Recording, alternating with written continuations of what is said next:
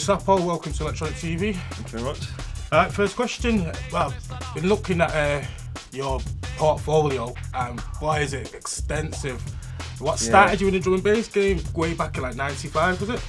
Well, yeah, 95 obviously from drum and bass started to take off as drum and bass, Right, okay. but I've been DJing since, 89, so I've seen it from right through, from hardcore, right up to drum and bass, the different forms of drum and bass, then back again into drum and bass, jungle and intelligence and blah blah blah. And now it's obviously one thing, universal thing, drum and bass. But 95 was probably, that's when that was me really, 95. Like most people know you for Ding Dong Bass. Yep. You know what I mean? Which is a massive 95 tune. again, 98. 95 to 98, those are the tunes, Ding Dong and rinse out tunes. And so was you always into drum and bass, or is it like you're saying, logical progression that you started from one genre and moved to the next? I just followed it from the beginning really. When I was DJing, it was like, it was housey sort of stuff, you know what I mean? Like hip house, and then I did a bit of hip hop, and then obviously went into hardcore electronic and like Hacienda sort of tunes, like LFO and Nightmares on Wax and stuff like that, and right through. So I've seen it all the way through really in one thing. But obviously, like early on in the 90s, it branched off. So it went to sort of like hardcore and stayed as hardcore, and that became a scene on its own. Yeah. And then that went to techno and gabbo, happy hardcore, and then drum bass kind of went its own. I just stayed on the drum bass route really. Yeah, so for you people like XTC as well, he stayed on very much. Yeah, he does it all. He's on both because he's in demand on both scenes, and he's always stuck to both kind of tunes, sort of styles really. And that's good because he covers all the bases really. Because there is still a massive hardcore, happy hardcore scene. There's a massive old school in Manchester. Scene everywhere in the country. Old school, techno, gabbo. They're still massive. When you go to a rave, you get 4 or 5 rooms now. So true. All them genres are still there. They're not moved. They're just people change and come and go, but the music's still exactly the same.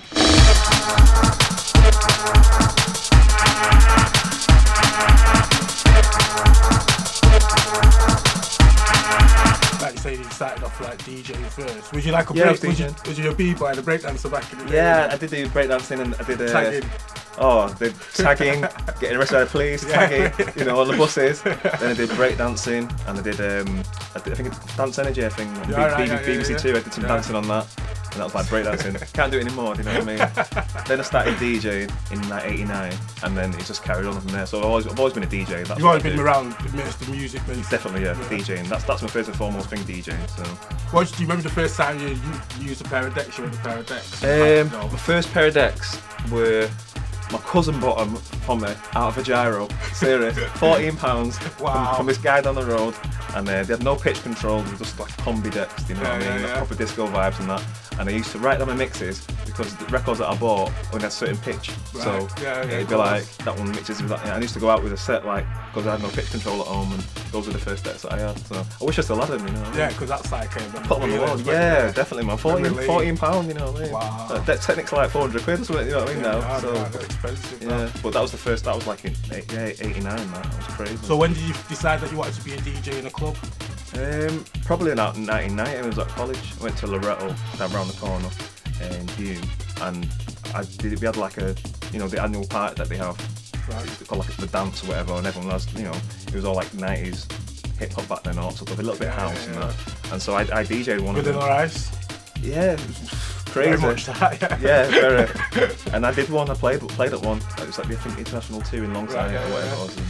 And that was it. As soon as I did that the first one, I wanted to do it, and I didn't. I did most of them then. Like. So that's led you right up to being like one of Manchester's finest DJs now. Oh, yeah, I've been here a long time, man. I've seen it all. Seen it come and seen it go.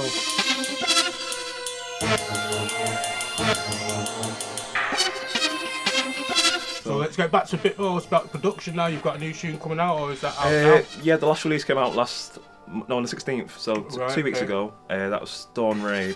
They're upcoming DJs and producers in Manchester. They're going to be big next year. Right. And they've remixed one of my old tunes from the 90s, and that's the last release I've got this year.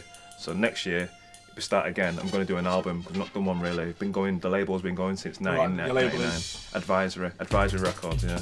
And 1999 really, we've not really had anything major big out like an album. So next year we're on like our 20th release, so we're going to put an album out. Will you be touring with that album, or see how it goes? We'll see how it goes, because we've got on the label, we've had Bassman on there, MC Bassman, we've had MC Trigger on there, You know what I mean? And loads of like big up and coming people who are now big, and so now I'm looking to get them all back in and remixing stuff. Bassman's going to come back in again. We're going to do another Ding Dong Bass, a live version. Nice. Trigger's going to come in. We're going to do another TikTok remix and get like people remixing it, like Serum and who's big right now. I'm just going to do a big project with it really. And just it's about time. You know, it's not about money. It's just about make it move now. Yeah, just getting the brand back out there really. It's always been there, but obviously out of time because I've usually been doing stuff. Like I used to do the radio and stuff like that on One Extra.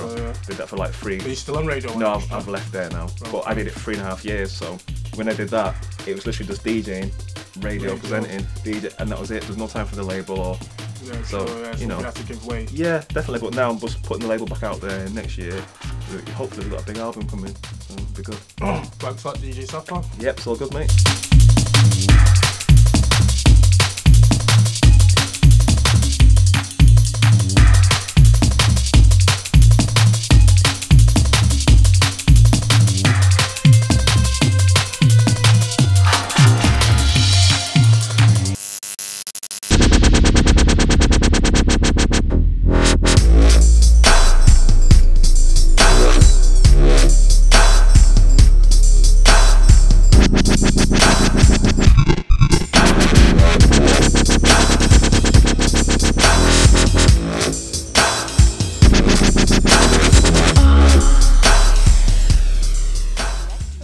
Elek Tronique.